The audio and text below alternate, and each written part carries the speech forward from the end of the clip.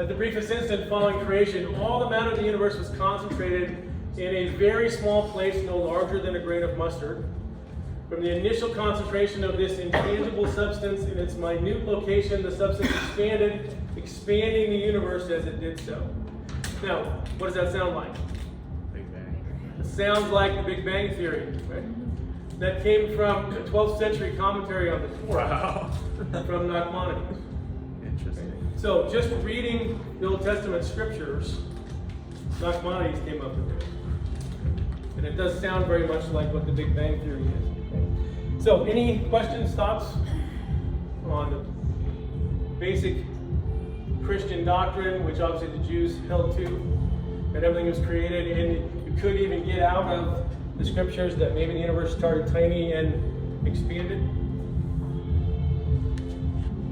Questions, comments?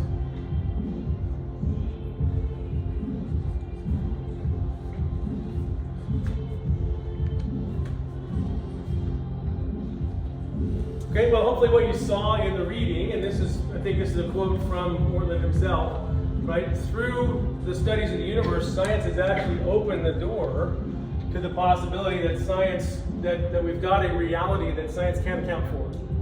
Okay?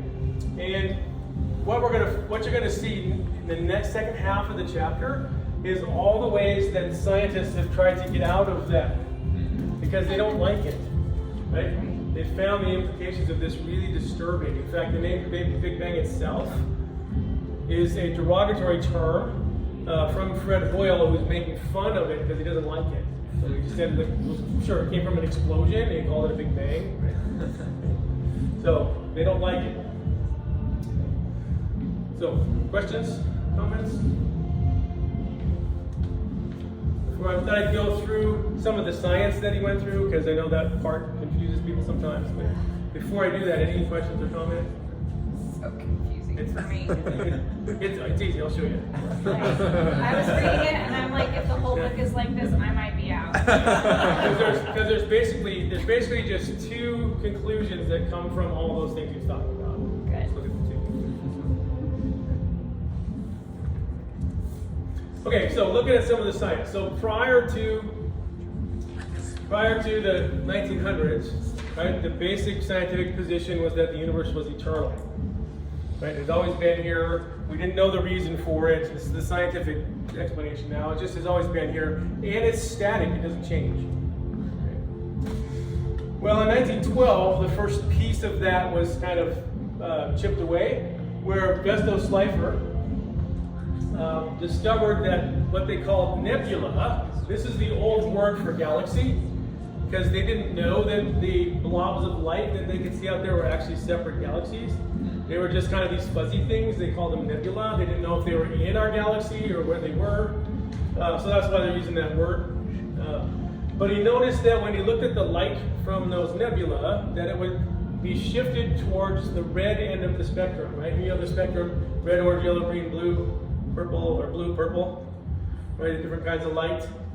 Well, the red end of the spectrum, the light coming from the nebula was just a little too red from what it should be. It wasn't like normal starlight, it was towards the red end. Okay? And what that told him is that maybe those nebula are moving away from us. Okay? Now, it's exactly the same thing when a motorcycle goes by you. What's it sound like when it's coming towards you? The pitch of the noise. Does what? Higher. It gets higher, right? Motorcycle coming towards you goes, right? But then once it passes you and goes away, what does it do? Goes, right? Well, the engine isn't changing the noise that it makes, but its motion towards you and its motion away from you gives you a different sound. Right? And so the red shift is like the lower frequency of the motorcycle going away from you. Red is a lower frequency than what the normal light would be. Okay? So does that make sense? So the first piece is Schleifer saw that, well, these blobs of things, we're not sure what they are, they're redshifted, which means they're probably moving away from us. Okay? That's the first piece of evidence. Okay? Questions? Comments? Okay, so the next thing was Einstein's theory, and did you bring some paper? We're going to do some math. These are really hard to solve, even for people who've done a lot of math. They're really difficult. But the main point of the equations are really important. So this G stands for the distribution of what Einstein called space-time. And the implication of that is that space-time can bend and warp. Okay, that's what it comes from. And then this T is the distribution of mass and energy. And so the conclusion from that is mass makes the space-time warp. Is really what those equations say. But here's the point for what we're talking about. His equations implied that the universe was not static. His equations implied that the universe had to either be expanding or contracting. He said they had to be either one of them. And he didn't like that because the standard scientific idea at the time was that the universe was static. And so he added this term in red. He just added that in there to take care of the fact that his equations said the universe had to be expanding or contracting. Because he said, well, it's not possible, it's static, so I'm going to cheat and add this little term in here. Okay? And then this same equation, it ends up subtracting off something so that the universe then stays static. Okay? Because that was the standard idea. Well, later on, he said that that was the biggest blunder of his career. Because he actually had discovered that the universe was expanding, but didn't like it, so added a correction to it to make it so it wasn't. Okay?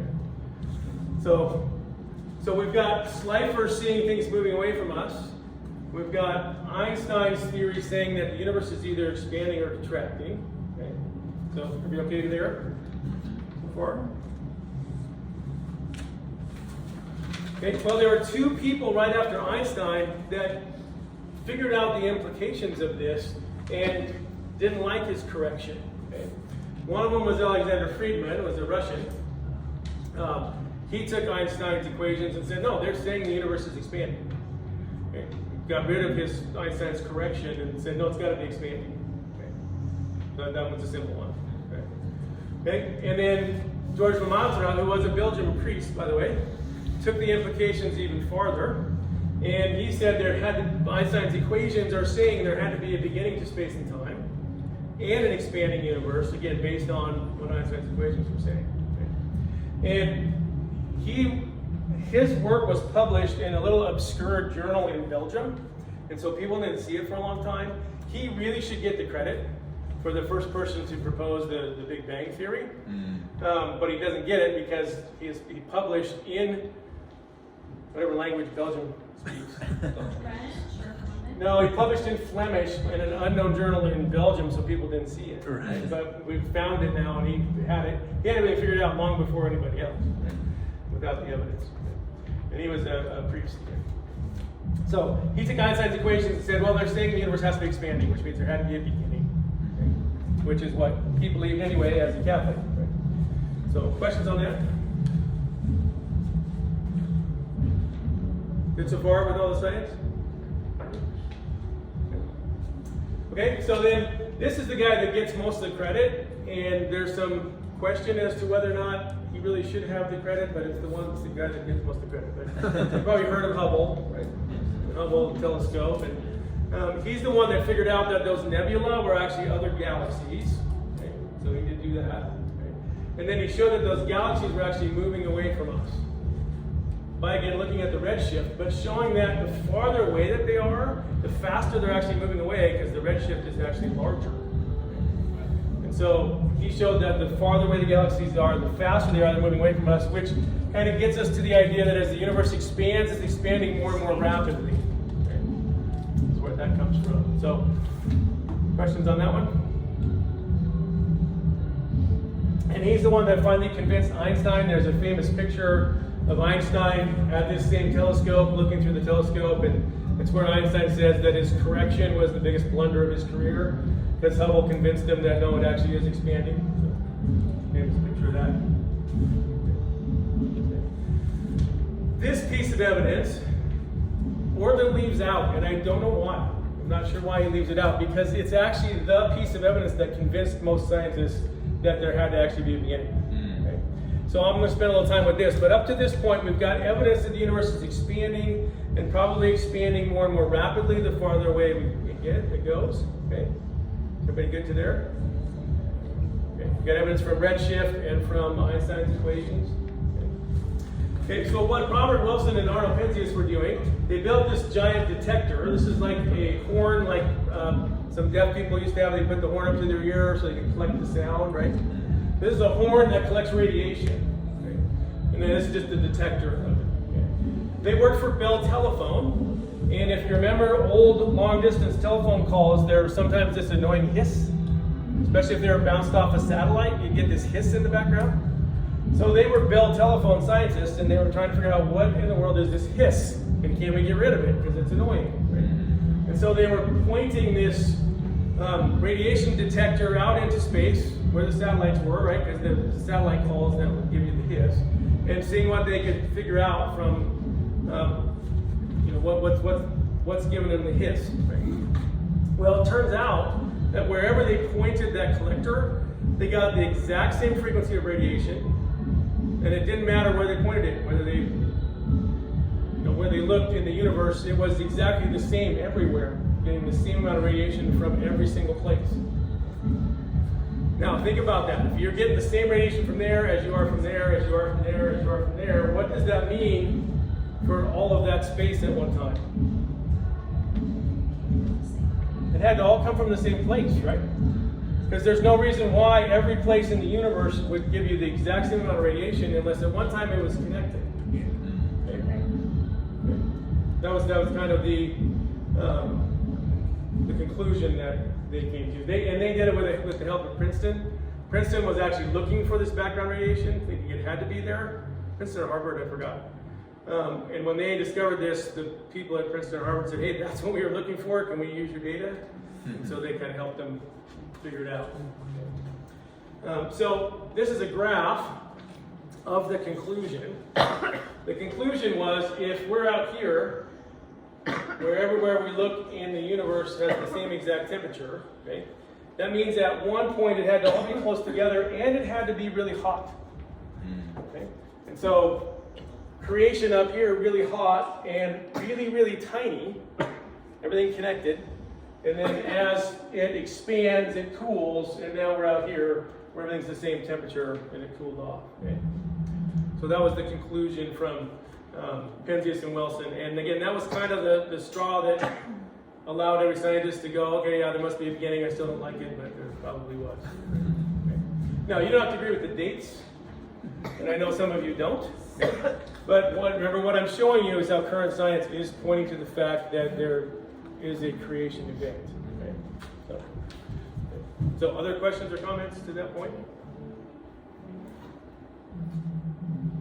So would you find the same background radiation no matter where you were in the universe, or does it have some sort of implication about being near the kind of the centrality point of the universe? Yeah, the theory is that anywhere you go in the universe, if you pointed that detector out, you'd get the exact same picture. Because if everything started in an infinitely tiny, which we'll get to in a second, infinitely tiny location, all at the same temperature, and then expanded out from there, it's all going to start at the same temperature, and as it expands, it all cools at the same rate, so therefore it all still has the same temperature, average temperature. Right? Now, obviously, there's pockets of places that are, but it's not the average temperature. Right. Other questions? Somebody's talking to us. Okay, so this was the last kind of piece of the puzzle, and this one's kind of cool. This is what made Stephen Hawking famous, was this paper with Roger Penrose. Roger Penrose is still alive, by the way, has some really interesting ideas, but one of the best mathematicians ever, one of the best theoretical physicists ever. What they reasoned, and it's obviously done in all mathematical, but what they reasoned is if the universe is expanding rapidly, well, if you run the clock backwards, all the mass and energy remains, right? But it gets smaller and smaller and smaller and smaller, and pretty soon you have this infinitely small point that still has all the mass in it, and therefore it has infinite density. So if you can imagine the beginning of the universe, an infinitely dense point, basically all the mass but zero volume. That's how it began. So they said it had to begin that way. That's what's called a singularity, is an infinitely dense point in space. Right? So they're saying any universe that is expanding, is what their math showed, had to start with a singularity, an infinitely dense tiny point. Okay? So that's what this is kind of showing, going back to an infinitely dense tiny point. And in theory, wouldn't Yeah. that be, like, are they saying that that's actually physically possible? Because it seems like physically that just shouldn't be possible, infinite. Well, we, in terms of the physics of it, we understand the physics of it all the way back to about 10 to the minus 37 or 35 seconds.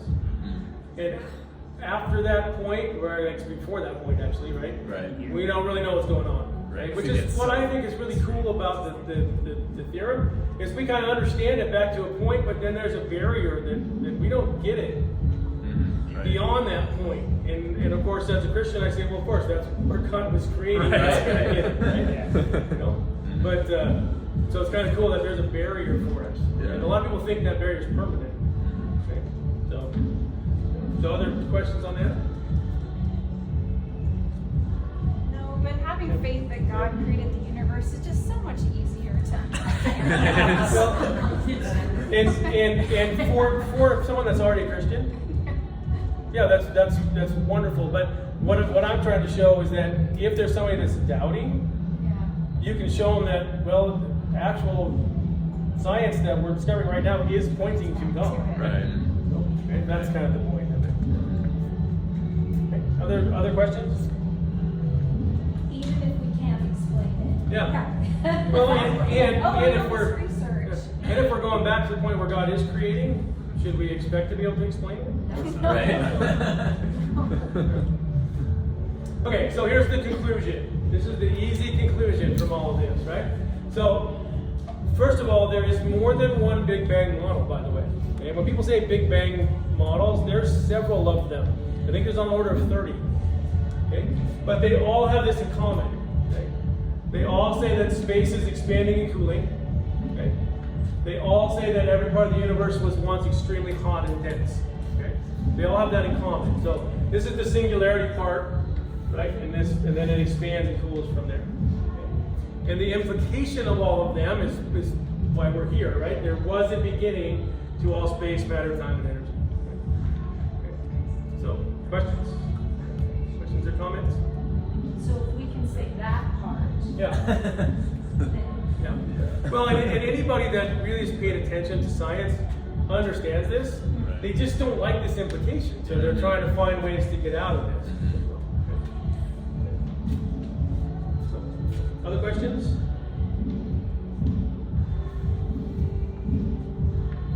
Okay, I have a couple quotes to kind of finish this off, and then we can discuss it. So this is the guy that discovered the cosmic microwave background radiation from the Bell telephone scientist.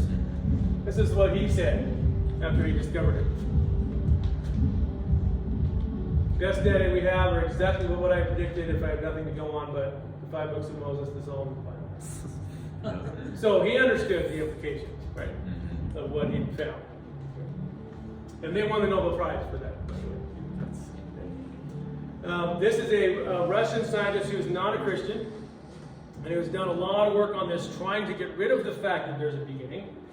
Okay? He finally said in 2006 that we can no longer hide behind the possibility of a past eternal, that means no beginning. Right? You can't hide behind that, there's no escape, there was a beginning.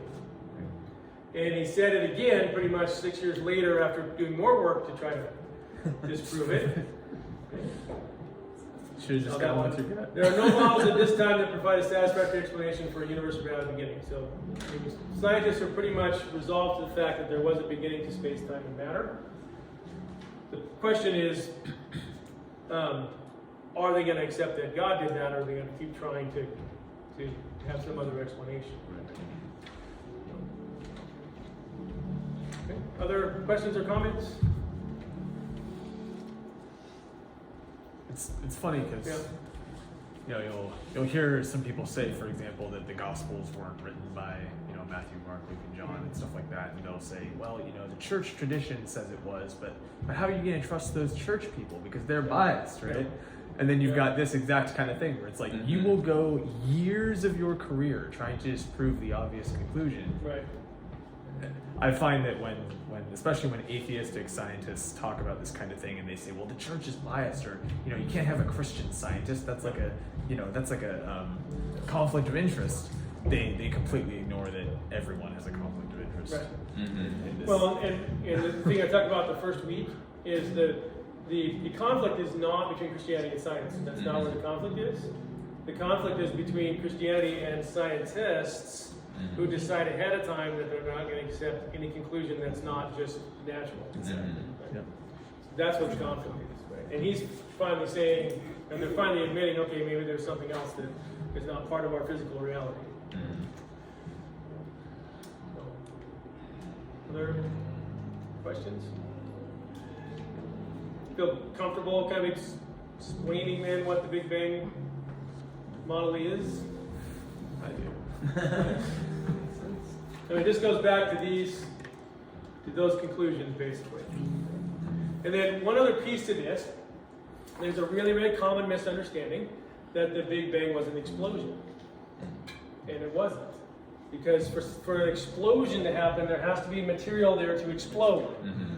And the Big Bang is the creation of all the material.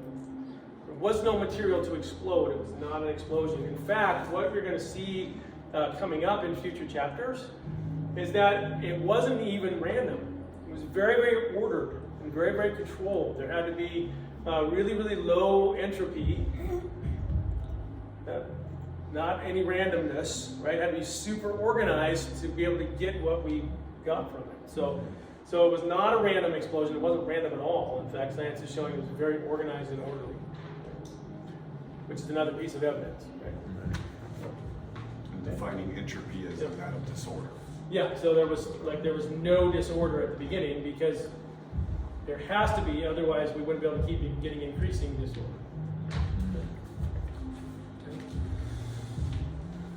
Okay, so one other piece that Ortlund doesn't mention, but I think is really, really cool that goes with this. Have you read The Village Planet or seen the video? If you haven't, it's another book to read. Okay, what Guillermo Gonzalez and Jay Richards show is that not only is the Earth the perfect place for humans to live in the universe, okay, which we're going to get to in this book, but we're actually in the perfect spot in the universe to detect all these things that we've been talking about. Most of the places, if the Earth was in some other spot in the universe, we wouldn't be able to see the redshift, right? We wouldn't be able to see perfect solar eclipses that we needed to prove general relativity, right? So we're in the perfect spot to even discover these things, which is really cool, right? Because that has nothing to do with us making up scientific theories, right? We're stuck in this spot where everything is easy for us to see, the perfect spot for us to see it. And kind of gives new meaning to the verses where God tells us to look at the universe because it'll tell us about Him, where He stuck us in the perfect spot to do that. Right? So, questions, comments? It's like we're the main character in the book. Yeah. We're in the plot. We're the protagonists. We're Hamlet trying to discover Shakespeare. Yeah. New updated version of this just came out too, so if you're going to get it, get the new version. Because they updated it, and there's actually more evidence since they wrote it 20 years ago. Yeah.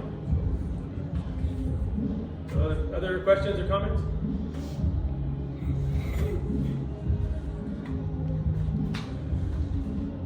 No discussion? There's one. Yeah, go ahead. Okay, so I guess the way that I would compare, I know before scientific evidence, the universe was said to have always existed, and now people have the barrier of not being able to understand how God always exists, but because science shows that there was a beginning now, I feel like there has to be a creator, Okay. and because people in history were able to understand the concept of a forever universe, why is it so difficult for people to understand the concept of forever being? Yeah, that is funny. Yeah, and that's one of the answers they gave. You probably heard is that our universe was created out of another universe, the multiverse type theory, which there's several. But then they would think that the multiverses are eternal, versus us thinking that God is eternal. Right? So it's the same thing. But I didn't set up that question, but it's perfect for the last part of your reading, right? So Christians are now using current science to point out that if the universe had a beginning, something had to create it, right? If there's a Big Bang, there had to be a Big Banger, right? There'd be something that banged it. Yeah. In fact, somebody said they watched Frank Turek. Frank Turek commonly says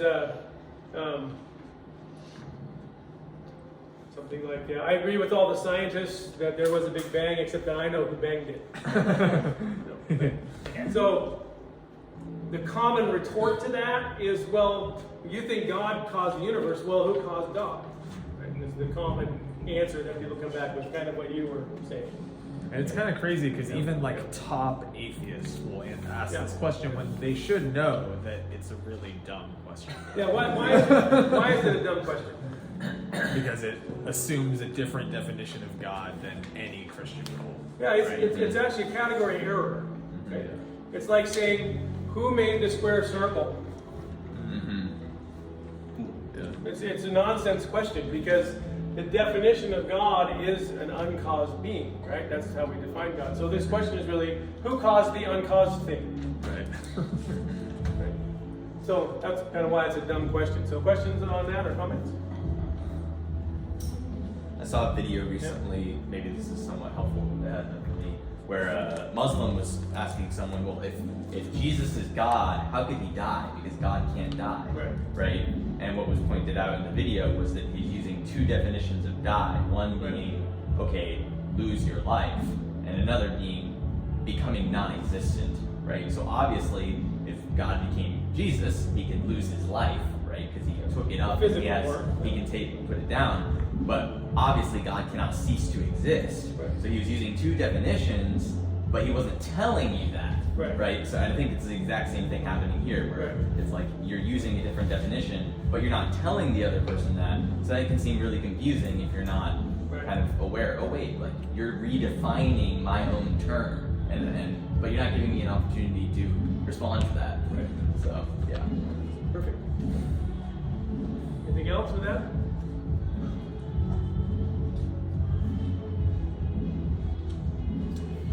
The other problem with this is if you discover something was created, right? You always could ask, well, who made that, right? But then when I tell you who made that, I say, well, that made that. Then you can always come back with, well, who made that? You're like a 2-year-old, right? And I tell you, well, this is what made that, and you can say, well, who made that? And you could just go on forever, right? It's turtles all the way down. Yeah. Well, you have to eventually get to a point where you get something that is not like the thing you're asking about, because that's the type of thing that has to make it. So eventually, we have to arrive at something that is beginningless and uncaused. Right? And scientists know this. That's why they talk about the multiverse. Right? They look at something that is beginningless and uncaused to explain who made everything. Right? So you can't have an infinite regress of questions: who made that? Who made that? Who made that? All the way back, right? You got to arrive at something that's beginningless and uncaused, and we'll say, well, that thing is God. Right? Comments? I don't. I'm not absolutely. If there is a multiverse, you still go back to who created it, Yes. right? Right. Yeah. So still have to get to this because a multiverse would still be matter and energy. Yeah. So eventually, you got to get to something that is not matter and energy, right, to create it. And then I was wondering, like, is there? I don't think there's any hard scientific evidence that a multiverse actually exists. It's just mathematical. It's a totally non-scientific, Well, so idea. they're just mathematical theories.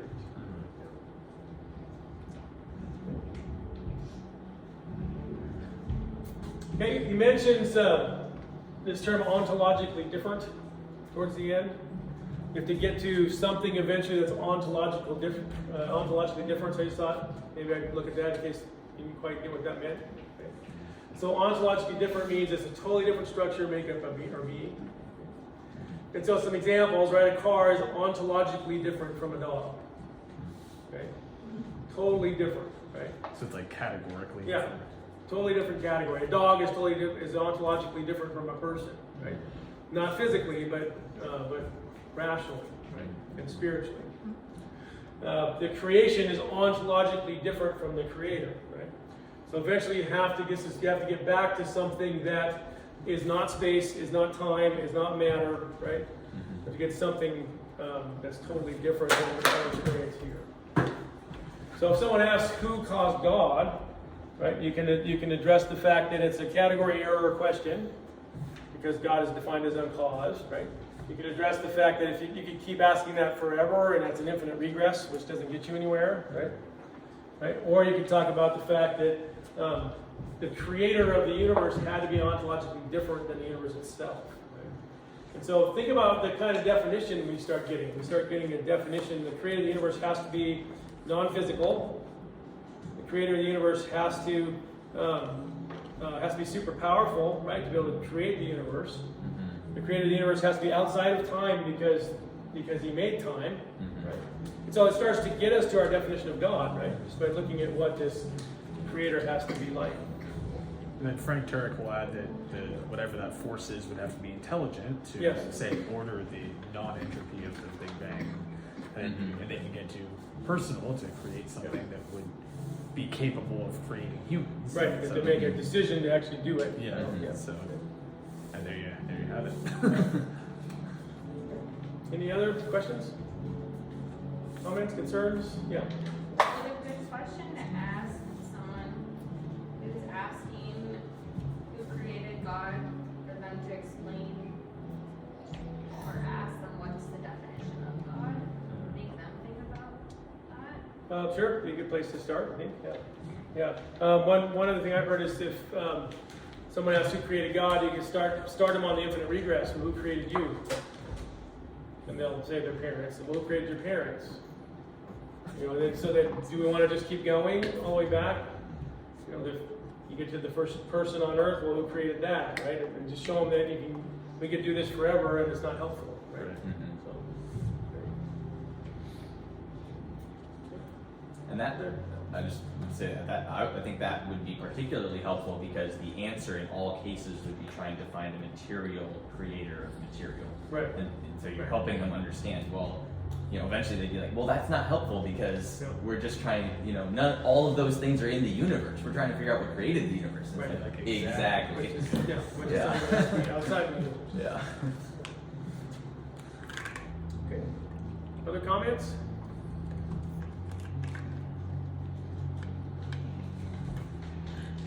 Okay. Any comments or critiques of the class in general? Besides the noise? I think you're doing a good job. Yeah, I'm so glad that you could explain this in such a simpler way than the way we've been talking. Yeah. Okay, so next week is the second half, which is easier because he looks at attempts to try to avoid a beginning, and then he talks about the implications of it, and he goes back to the thing we talked about with beauty, how the view of the universe being created is much more beautiful than if it wasn't. Right? So the ending I think is easier, and then it's way cooler too. The way it goes. Okay. So, any other questions for me? How about if I bring one next time? So it's basically half of each chapter each time. Okay, Yeah. then that's fine. I guess that's the announcement that we're doing. Anybody want to close us in prayer?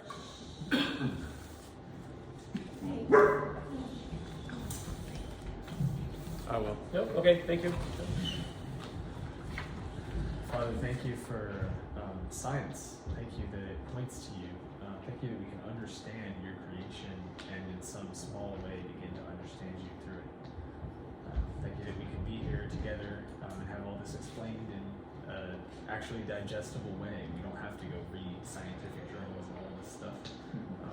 Just thank you for this class, and I pray that we would all be spiritually filled up as we go into church and worship and hear Dax's word to us. In Jesus' name, amen. So this